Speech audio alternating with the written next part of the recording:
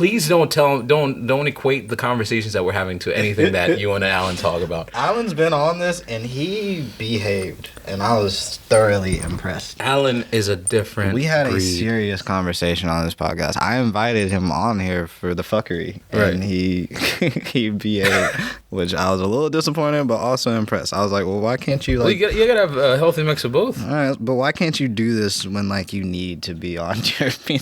Why can't you do that? Why can't it be the inverted version of that? Why can't you be just normal most of the time? I need you to, like, tone it down. That's when you out of pocket. And the thing is, you don't even follow him on Twitter. I can't do it. Well, Liam had to block him. Liam legit went like a month. I can't. Without seeing his tweets. I cannot get on Twitter because of Alan. We have a group chat for Warzone. And we had to... Liam left because he couldn't take it. I can't do it. Well, the other day, we were playing together with me, Sante, Liam, and Alan.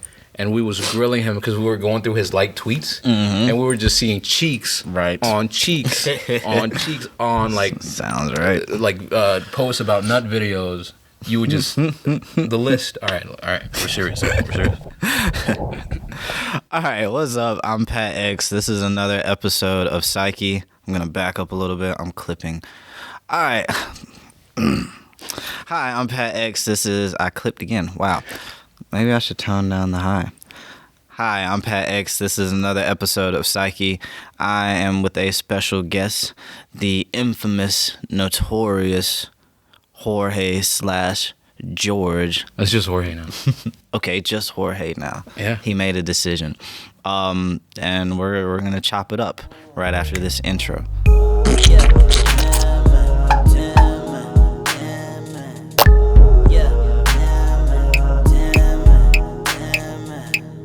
Hi, once again, I am Pat X. Before we get into this conversation, we just want to take a moment to talk about what we're sipping on.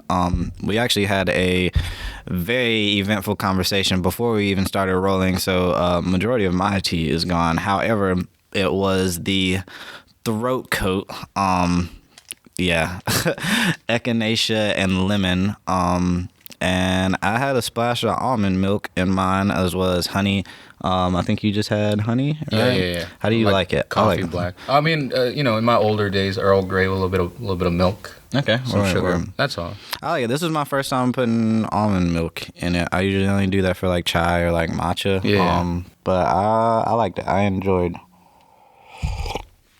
mine. So first and foremost, George, you might be like the most low key motherfucker I know. Yeah. You and Shad are just very like... Yeah. I wouldn't say like in the shadows. It almost seems like creepy or like you have an agenda. Right. But you're just very like low key. You're present when you want to be. Mm-hmm. And otherwise, it's just like...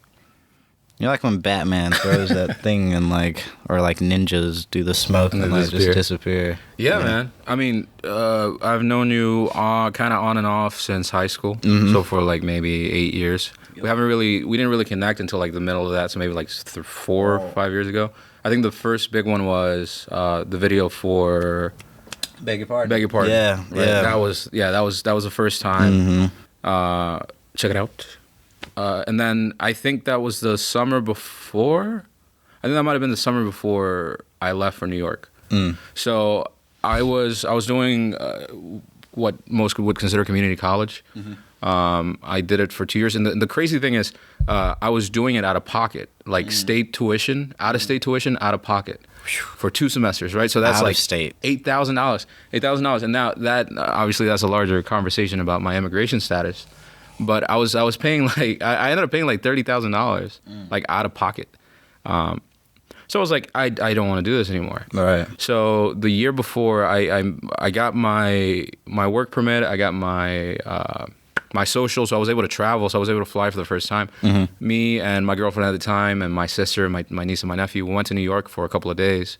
And I was like, yeah, this is where I want to be. Now, obviously, I was 19 then. Right. So I was like, oh, yeah, I'll just get a job. I'll pay this $3,000 a month apartment with a couple of friends. It'll be smooth. it didn't work out like that. So the first year was okay. Then after that, it was whenever you start biting into life. So I wanted everything. I wanted filmmaking, photography. I went with these ideas that I want to do what these people are doing, what these already successful people are pulling, like tens of millions of views on YouTube. They have the equipment, and I focused on that. But when you get there, you realize that, oh shit, like this. Oh, can I curse on this? Yeah. Oh, and I was like, oh shit, this is it's hard to live. Like you have to work like a full 40 to 50 to 60 hours a week to pay rent and still buy what's essential. Right. So I kind of, and you're right, like I kind of disappeared for a while, for a long, long while. I was in New York for almost 5 years. And then, all of these ideas of creating and filmmaking, they kind of twisted and turned, and I always kept it in my mind that this is what I want to do. But yeah, life is just hard, man. Life is hard, and then everything kind of condenses, right? You got the heat on high, and everything just kind of boils down, and you're kind of left with this thing where I just want to be able to tell this story, right? I just want to be able to properly speak about the things that I've gone through or the things that I've had to go through just to have a chance at having a chance. Right. And it kind of goes from grandiose plans to damn, like I really have to simmer down and kind of take it step by step, which is why I'm branching out, why I'm I'm here for that specific reason, because I'm kind of ready. I'm at that stage where it's time to get it going. Yeah, for sure. And I think that's a hard point to get to, because it's a whole lot of struggle, a whole lot of mental toll, financial toll, social toll, all of that. But that moment when you're just like fed up enough to put all your chips down and invest on yourself. Yeah. I feel like for some people, that's whenever they're like homeless out of their car. For other people, that's when like they go back home. For other people, it's when they have that wake up call and the rent's due. For other people, you know what I mean? It's not as like real life as that. It might just be like a mental click or something where you just decide like, yo, I'm not happy. But that moment when you kind of like realize ultimately it's up to you. It's not easy. You know what I mean? Then there's a whole lot of external influences that kind of make it harder for certain demographics, certain people, certain backgrounds. But like ultimately, like, what are you gonna do about it? Right. You know what I mean? For sure. And so I think that's a exciting realization. I hate that for a lot of us, it takes all of that hardship to realize that. Or to get to that point. But it's definitely. I mean, it's most of us, right? It's like you kind of whenever you get into those tough situations, you're like, why is it like this, right? Like when I'd go outside my apartment and there's clearly better apartments there, and there's younger people that are living in those apartments. I'm like, surely they didn't make it at that age, coming from where I come from. It's not comparable. So you kind of start realizing that, I started outside of the board, right? Like while some people started on the first square, I had to like, the square for me was in a totally different country that my family had to get to. So I'm like, I mean, I guess it's a good example. Whenever I first came here, I was in the third grade in Mexico. I entered the third grade here. So I basically missed like an entire year of understanding the English language. So up until my like 23rd birthday, I had no real clear distinction or clear idea of what a noun or a verb or anything, like the definition. And I'm like, I want to write, but I can't define what a fucking verb is. And it's easy to be like, how do I fix this?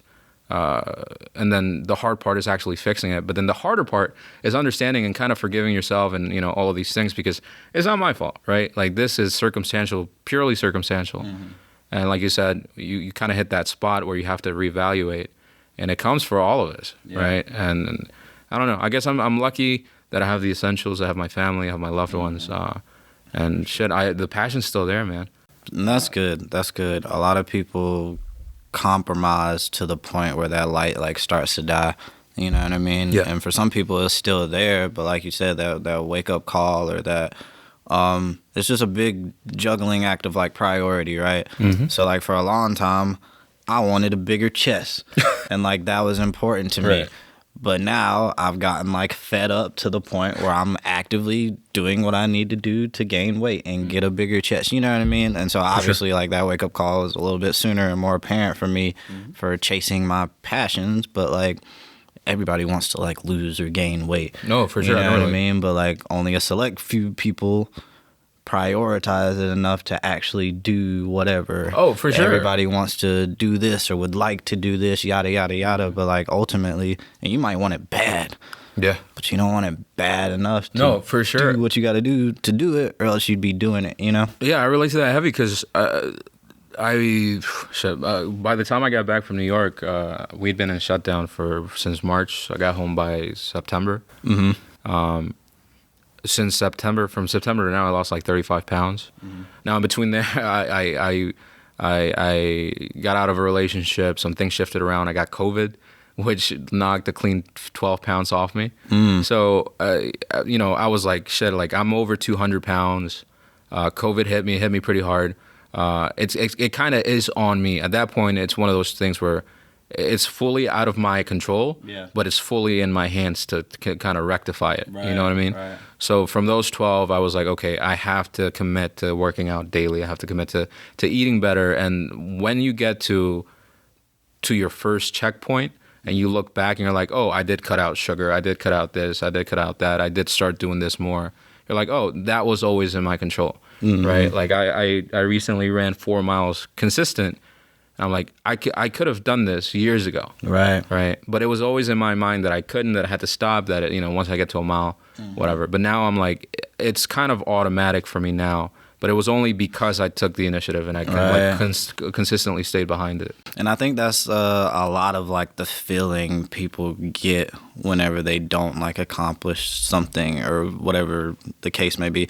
I feel a lot of the emotions attached to that is you deep down knowing it's because you didn't do for sure enough, or you know what I mean, or you neglected a step or whatever the case may be.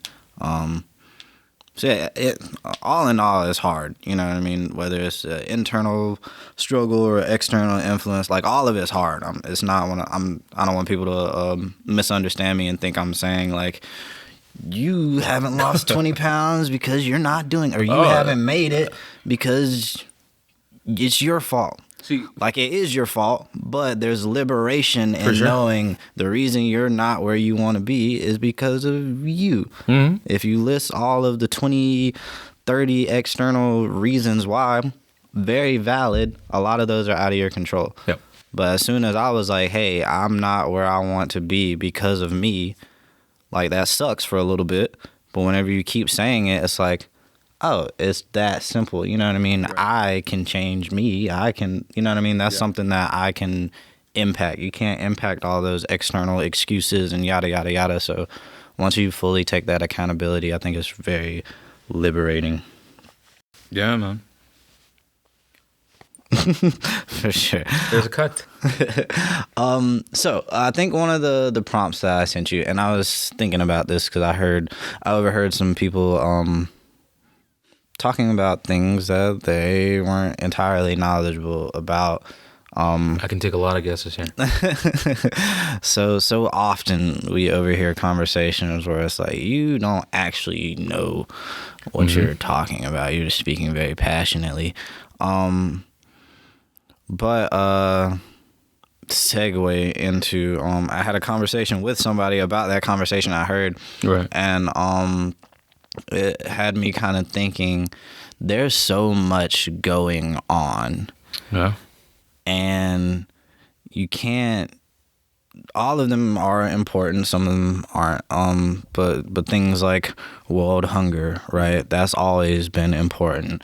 Environmental degradation, Black Lives Matter, any marginalized community or underrepresented community, all of that's important. Mm-hmm. But you can't give attention to like everything at all times. So how do you, being someone that advocates for Black Lives Matter or advocates for Hispanic rights and this, that, and the third, right, how do you kind of stretch yourself You know what I mean?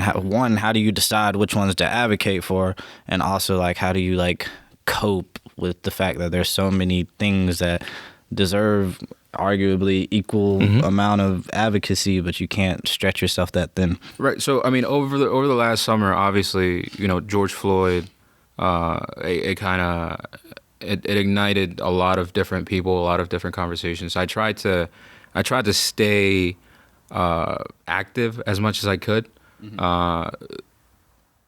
When choosing what I care about, I mean, I have to care about just about everything that goes on, right? Like environment, Black Lives Matter. Oh, I mean, let's start there. Ever since I got to this country, and definitely before, my life, a lot of my culture, both in Mexico and here, a lot of it comes from Black roots, from African culture, from my city, my state in Mexico is Veracruz, and it's one of the like bigger ports that were used to bring in slaves, right?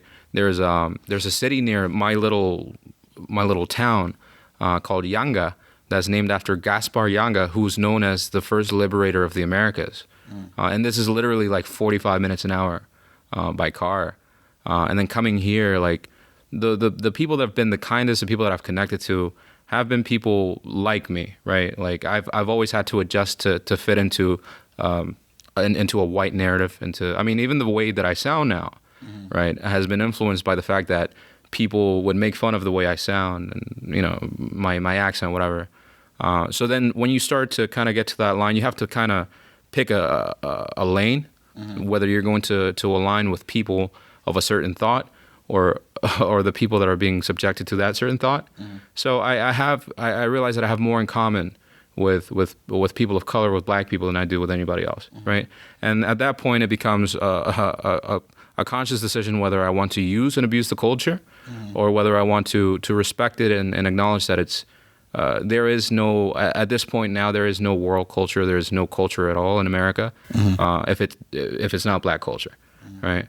And then you understand that, and then you go through the years, you go through the decades from the inception of the country, and you realize that, holy shit, like this entire group of people has been dealt the shittiest hand imaginable. Like in the most fictitious books that you can imagine ever being written, there's not atrocities that were committed to people, right? As much as there was in America during the 17, 18, 1900s, and now, so you have to take that conscious effort to realize the standing of people around you and around the country and throughout history, and be like, okay, this is something that I can't mince words with, right? I can't be like, oh, racism is bad. Racism is bad, and now what, right? Am I just going to put a little picture on my Instagram? Am I just going to black out for a day and not say anything? Or am I going to put the $5 that I do have and then post it to tell other people, and then post a link? And that's as much as I can do for now, right? With it's kind of a weird topic for me, because I can't be like, vote for this guy, because I can't vote for this guy. And it goes into a more radical thoughts about how the imperialistic U.S. Operates, which we'll get into in a different time. But there are people that are supporting these ideas that maybe people should earn enough money to make a living in the U.S., right? And maybe that if you break a leg, you shouldn't be you shouldn't be forced to die of hunger because you can't work, right? So supporting these people, and most importantly, supporting the people around you, right? You can't do anything for somebody halfway across the country, but you can do a lot more for somebody that's right next to you, right? I hate the saying, but yeah, think globally, act locally, right? Worry about your community, or think about your community, try to help out in your community, right?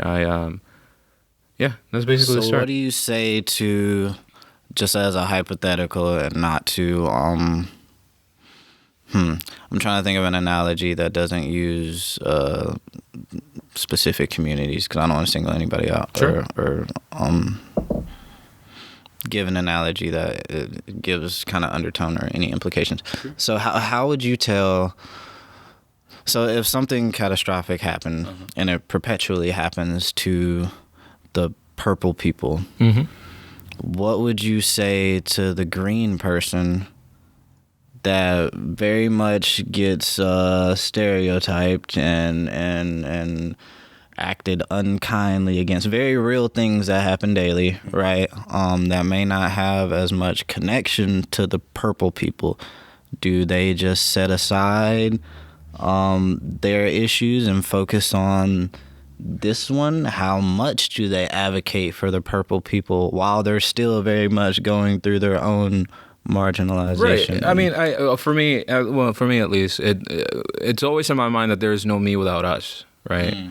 There is no liberation for one group of people until there's liberation for all of us. Ubuntu, I think is how you say that. I am because you are. Right. It is in my. Well, this is a nice story. My home in Mexico. Imagine here, it's right under a hill that leads to railroad tracks. Maybe from here to your driveway, right? From the backyard, from the back exit to where the railroad tracks is, and that track goes all the way from, I'm not sure if it's South America, like from like Guatemala, El Salvador, Honduras, and it goes all the way up through Mexico. And there's a train called the Beast. They call it La Bestia, right?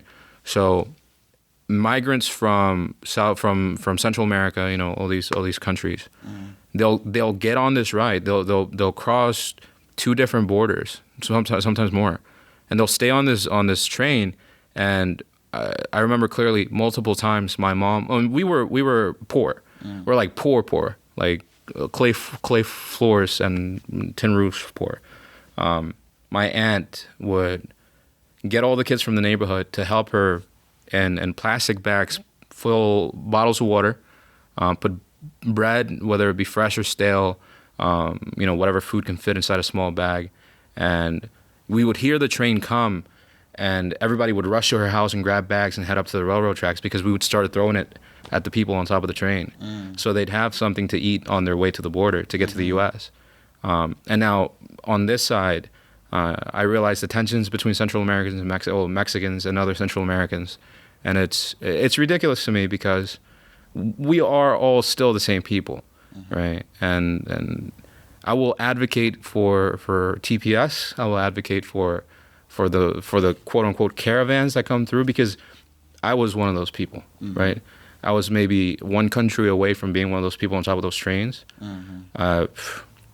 You know, I could have been born anybody else. I could have been born with more luxury or in a much more terrible situation. But the fact that I have the opportunity to do anything for somebody means that I need to do the most I can for them. And even that small statement is huge. I could have been born anybody else. Yeah.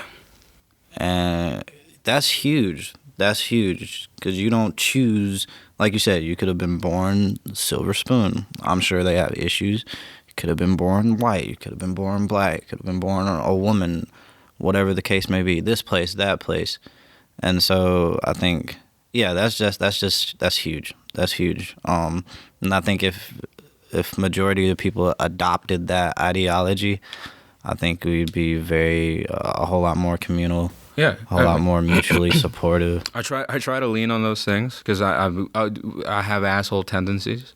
I do. I have, you know, we all fuck up.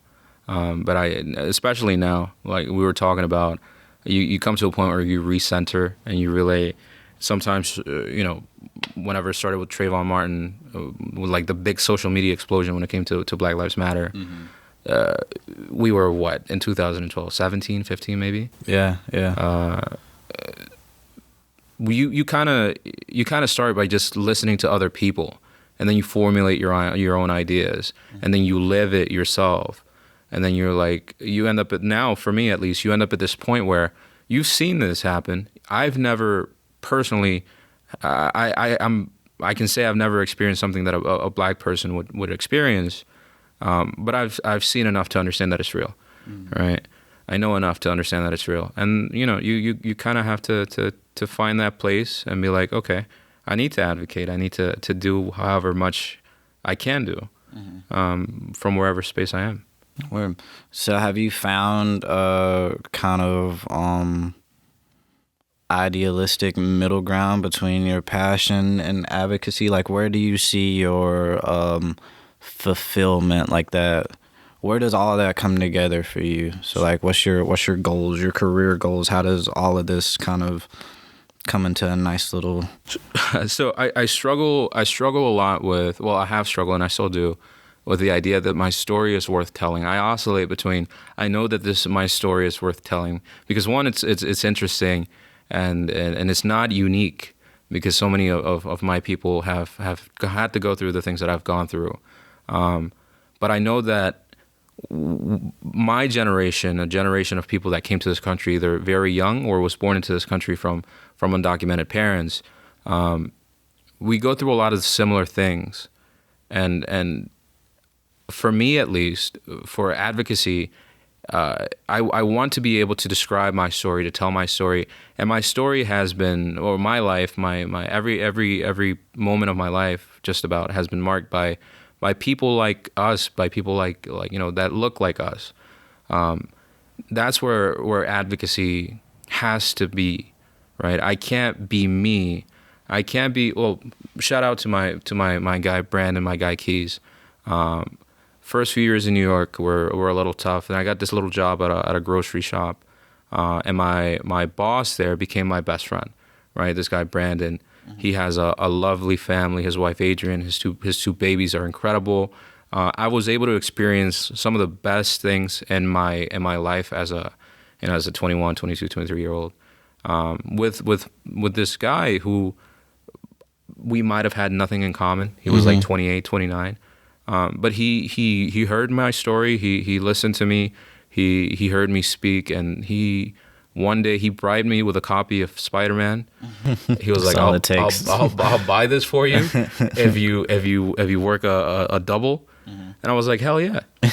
and from that small gesture, that has existed throughout my life here in the US, to where, I have to know the importance of Black people in my own life, right? And it's not just in my own life. There's 350 million people, 370 million people in the U.S.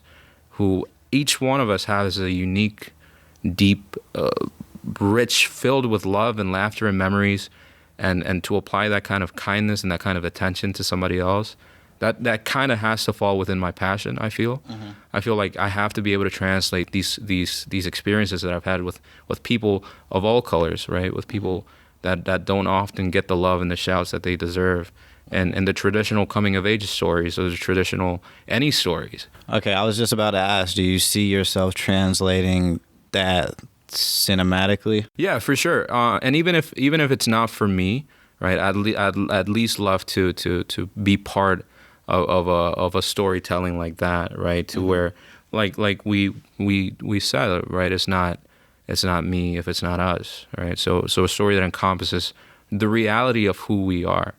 That's ultimately the main goal. You get these standout films like Moonlight that touch on a very particular story in such a great way that you've never seen before, right?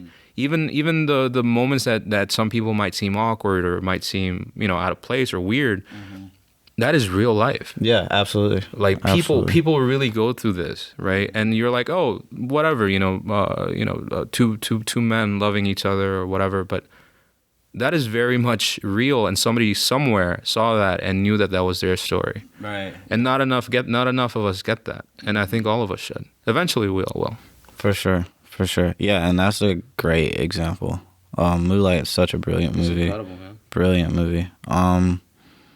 Yeah, and I think 2021, I'm gonna be in my film bag. I'm claiming it now. I'm gonna be in my film bag this year. Yep. And so I would like for us to be in a film bag together. No, we will. We will, for sure.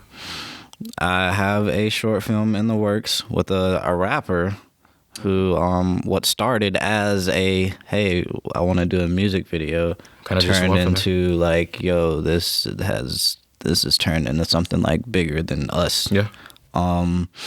So I hope to get that filmed. I hope to have a platform to, you know what I mean, help it reach people. So yeah, I would love to brainstorm ideas with you, see what ideas you have. Yeah. I've hit people up, people I don't even know. One of John's friends, when I was down in Francis Marion to see him, I was like, this is gonna be peculiar, but I like your face. Have you ever done film before? And, you know, obviously he was like, yeah, not really, yada, yada, yada. I was like, would you be interested? He was like, yeah, just let me know. I was like, all right, it might not be tomorrow, might not be a year from now. You will get a call.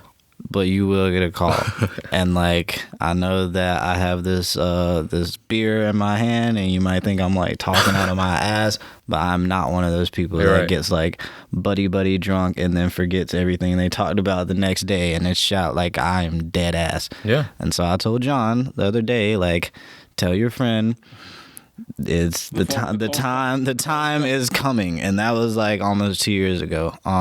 Yeah, it's time to put the wheels to the pavement, man. I think we I don't know, like I told you about the great set that you got built. A lot of people take cracks at doing things, and some people do them, right? I think for a long time, starting off, we took cracks at things, but now it feels like we're making clean attempts. We're actually making things happen. For sure. That would be my light battery. It's like I blinked and I died. And that's impeccable timing, because I was just gonna close. So we went from the importance of advocacy, right, to the even arguably larger importance of just treating people how you would want to be treated, and making sure that you do for those that can't do for themselves, as you would want them to do for you if you were ever in that situation, to chasing your passion and realizing that you have more control than you think you do, to making some movies in the near fucking future. Very near. This is Pat X and another episode of PSYCHii. George, I'm gonna give you the floor to speak your piece, whatever you got going on, or where people can like find you if they want to talk to you, if they want to collaborate with you. Listen, I haven't taken a selfie in like 20 years, man. But I'm back. I'm in my zone now. I'm being active. I'm enjoying life. Follow me IG Velasquick, VELAZQIECK. Other than that, stay tuned. Pat is next, man. And when I say next, I mean he's next in line. He's right there. He's walking up to it. Claim it. He's here. Claim it. He's here. This is one part. This is one part of everything. Thank you. And there's more to come. Thank you. Much love. I appreciate that. We will see y'all next time. I'll make sure I charge my fucking light.